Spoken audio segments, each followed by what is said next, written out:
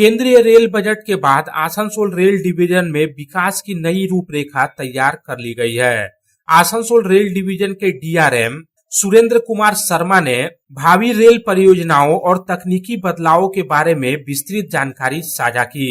Press conference के दौरान उन्होंने बताया कि केंद्रीय रेल मंत्री अश्विनी वैष्णव द्वारा वीडियो कॉन्फ्रेंसिंग के माध्यम से दिए गए निर्देशों के अनुरूप पश्चिम बंगाल और विशेष रूप से आसनसोल रेल डिवीजन में रेल सुविधाओं को आधुनिक और सुरक्षित बनाने के लिए युद्ध स्तर पर कार्य किया जाएगा। रेल मंत्रालय की ओर से इन सभी विकास कार्यों के लिए पूर्ण सहयोग का आश्वासन मिला है। बंगाल में चलाई गई है और मैं विशेष जिक्र करूंगा वेस्ट बंगाल के केस में कि कोलकाता मेट्रो जो 40 साल में मात्र 27 किलोमीटर 27 किलोमीटर इन 40 इयर्स हुआ था 2014 के बाद में।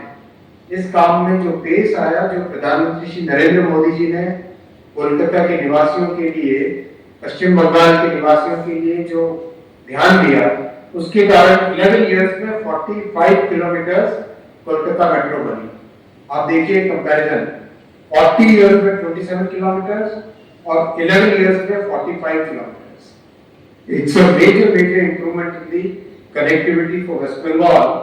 हालांकि ये प्रोजेक्ट और भी तेजी से आगे जा सकता है, लेकिन वेस्ट बंगाल गवर्नमेंट की तरफ से हाई कोर्ट का ऑर्डर होने के बावजूद भी चिंगड़ी घाटा में परमिशन नहीं दी जा रही है। वहां पे एक बाईपास रोड भी बना दी गई है, हाई कोर्ट ने भी ऑर्डर दिया है, फिर भी करीब 1.5 साल से ज्यादा हो गया है, लेकिन पश्चिम बंगाल की सरकार की तरफ से। आसनसोल रेल डिवीजन के डीआरएम सुरेंद्र कुमार शर्मा ने सुरक्षा के लिहाज से सबसे ज्यादा महत्वपूर्ण कवच परियोजना पर प्रकाश डालते हुए बताया कि ट्रेनों की टक्कर रोकने वाली इस प्रणाली के तहत अब तक लगभग 125 किलोमीटर रेल खंड को सफलतापूर्वक कवर किया जा चुका है।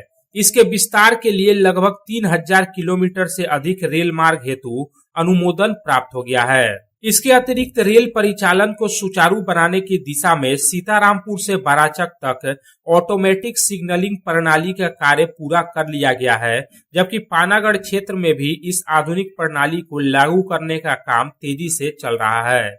इसी तरह से कवच का इम्प्लीमेंटेशन बहुत तेजी से आगे बढ़ रहा है। ईस्टर्न रेलवे में, या अगर हम बंगाल स्पेसिफिक हो जाए, करीब करीब मुझे लगता है 125 किलोमीटर कमीशन हो चुका है, 3000 किलोमीटर से ऊपर का सैंक्शन है, 1100 किलोमीटर में उसके इम्प्लीमेंटेशन का काम चल रहा है।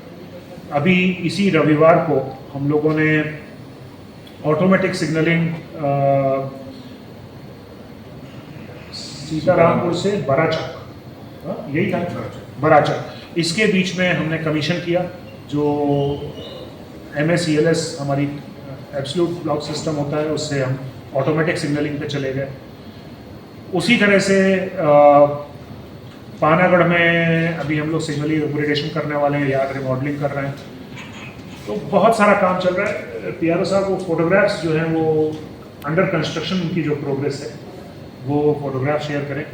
प्रेस कॉन्फ्रेंस के दौरान डीआरएम ने स्पष्ट किया कि केवल सिग्नलिंग ही नहीं, बल्कि आसनसोल रेल डिवीजन के विभिन्न रेल यार्डों को भी नए सिरे से विकसित और आधुनिक बनाया जा रहा है, ताकि माल ढुलाई और यात्री ट्रेनों के परिचालन में समय की बचत हो सके।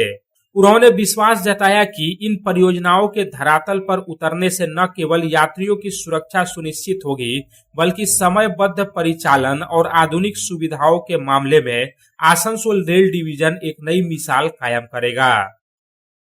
अंडाल में मैकेनिकल लीवर फ्रेम, पुराने जमाने की टेक्नोलॉजी की सिग्नलिंग थी, उसमें 9 ऐसे केबिन्स थे, 3 को हम लोगों ने कन्वर्ट कर दिया इलेक्ट्रॉनिक इंटरलॉकिंग में। फरवरी महीने के अंत तक या अर्ली मार्च में हम लोग दूसरे को 3 को ख़त्म करेंगे।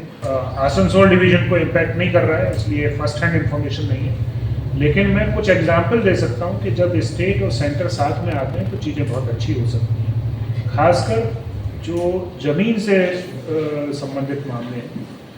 मैं अहमदाबाद में था तो वहाँ पे महाराष्ट्र गवर्नमेंट की तरफ से सपोर्ट जब नहीं था, तो प्रोजेक्ट करीब जो मेट्रो प्रोजेक्ट था वो 1-1.5 साल पीछे हो गया, हाई स्पीड का प्रोजेक्ट 1-1.5 साल पीछे हो गया, क्योंकि लैंड एक्विजिशन स्टेट के बिना सपोर्ट के करना संभव नहीं है सेंट्रल गवर्नमेंट। तो संभवतः उसी तरह का मसला कुछ यहाँ पे भी होगा। पर जो अच्छी चीज़ें हो रही हैं उनमें 2-3 चीज़ें जरूर मैं ध्यान दिलाना चाहूँगा कि इंफ्रास्ट्रक्चर का जब अपग्रेडेशन होता है तो एक तो उसका फ़ायदा ये है कि भविष्य के लिए हम इंफ्रास्ट्रक्चर तैयार कर रहे हैं जिसपे हम ज़्यादा गाड़ियाँ चला पाएँ। संतोष मंडल की रिपोर्ट, पब्लिक टाइम्स। स्वास्थ्य की रक्षा और अधिक पौष्टि, एग्रो फ्रेश आटा की रोटी, खुशी परिवार हरदम ताजा टेस्ट, आटा की जगत में एग्रो फ्रेश बेस्ट। संपूर्ण मात्रा में कार्बोहाइड्रेट, प्रोटीन, विटामिन, मिनरल से भरपूर एग्रो फ्रेश आटा, मॉडर्न साइंटिफिक टेक्नोलॉजी से बना हेल्दी एग्रो फ्रेश आटा। रोटी चपाटी पूरी पराठा, एग्रो फ्रेश आटा। স্বাস্থ্যোজ্জ্বল দেহে সঠিক পুষ্টি, এগ্রো ফ্রেশ আটা রুটি, এগ্রো ফ্রেশ আটা।